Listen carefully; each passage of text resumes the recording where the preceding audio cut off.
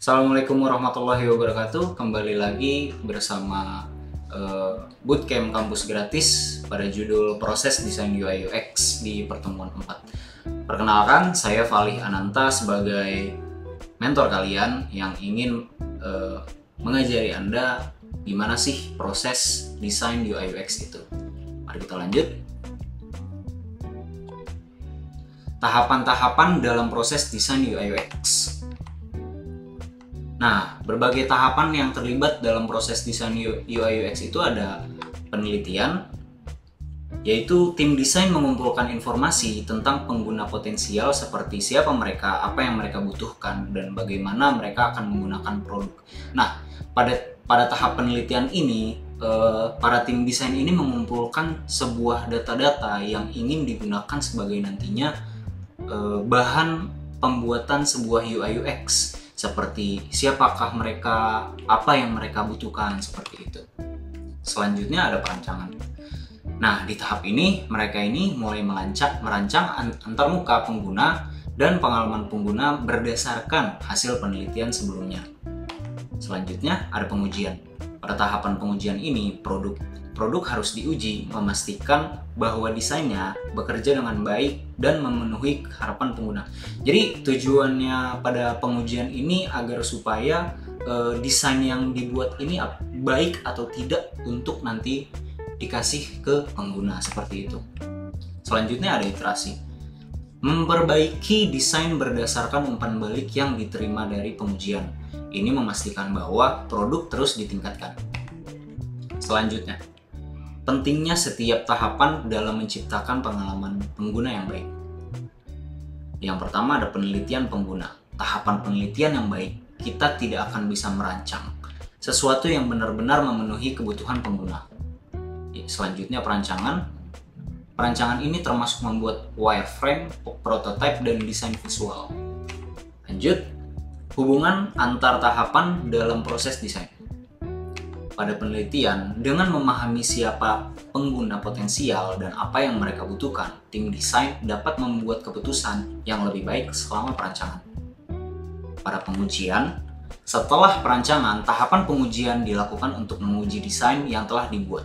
Dengan mengumpulkan umpan balik dari pengguna, tim desain dapat mengevaluasi kegunaan produk dan mengidentifikasi area yang perlu diperbaiki.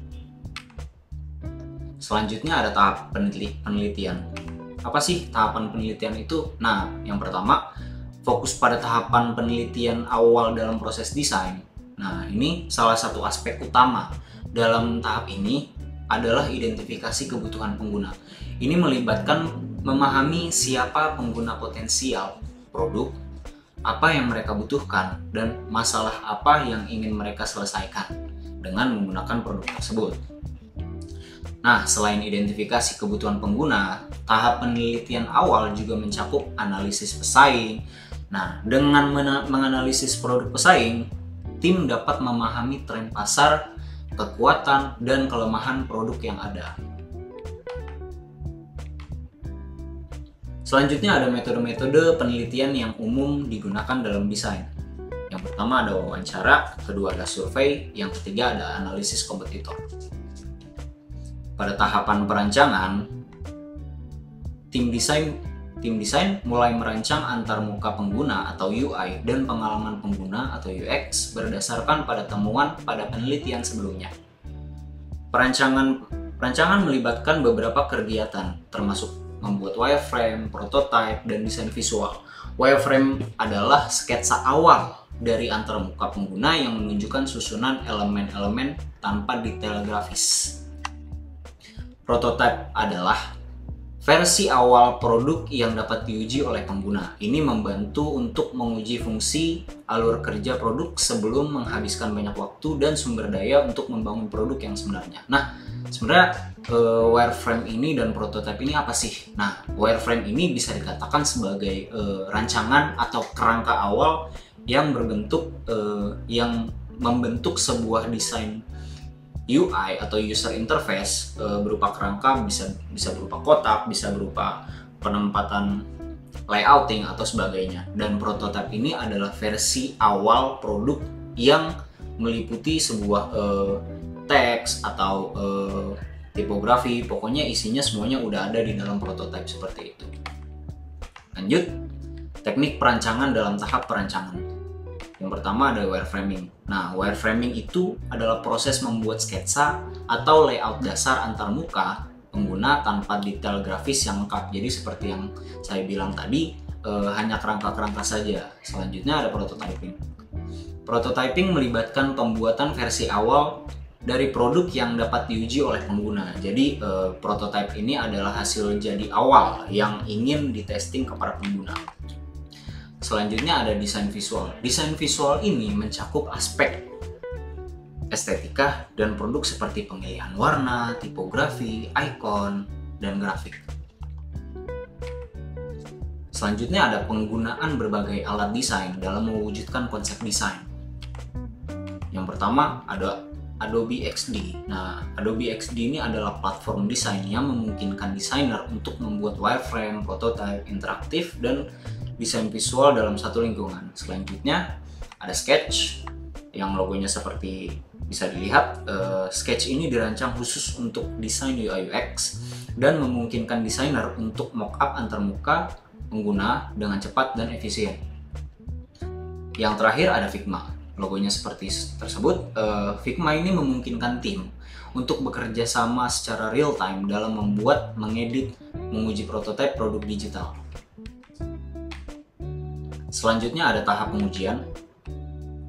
Nah, pentingnya pengujian pengguna dalam memvalidasi desain. Melalui pengujian pengguna, tim desain dapat mengumpulkan umpan balik langsung dari pengguna potensial tentang kegunaan produk, desain antarmuka pengguna, dan pengalaman pengguna secara keseluruhan. Menganalisis hasil pengujian dan mengintegrasikan umpan balik pengguna. Nah, ada lagi menganalisis hasil pengujian dan mengintegrasikan umpan balik pengguna. Nah, proses ini dimulai dengan merangkum dan mengevaluasi data yang dikumpulkan selama pengujian. Tim desain perlu memperhatikan pola umum, masalah yang sering muncul, serta saran dan rekomendasi dari pengguna. Selanjutnya ada tahap iterasi. Nah, di tahap iterasi ini ada konsep iterasi dalam desain UI UX. Iterasi dalam desain UI UX merujuk pada proses pengulangan di mana desain produk diperbarui dan ditingkatkan berdasarkan umpan balik yang diterima oleh pengguna pada tahap pengujian. Proses ini melibatkan siklus perbaikan terus-menerus yang bertujuan untuk mengidentifikasi masalah, memperbaikinya, dan menguji kembali perubahan yang telah dilakukan. Selanjutnya, studi kasus bagaimana iterasi terus-menerus memperbaiki produk yang ada. Salah satu contoh yang menonjol ada WhatsApp. Aplikasi pesan instan yang digunakan oleh miliaran orang di seluruh dunia. Sejak diluncurkan, WhatsApp telah melalui berbagai iterasi untuk memperbaiki antarmuka pengguna dan pengalaman pengguna secara keseluruhan. Dengan setiap iterasi, WhatsApp terus mengintegrasikan fitur-fitur baru, memperbaiki masalah keamanan, dan meningkatkan performa aplikasi. Ya, baik. Sekian dari saya. Kembali lagi bersama bootcamp saya yang selanjutnya. Terima kasih.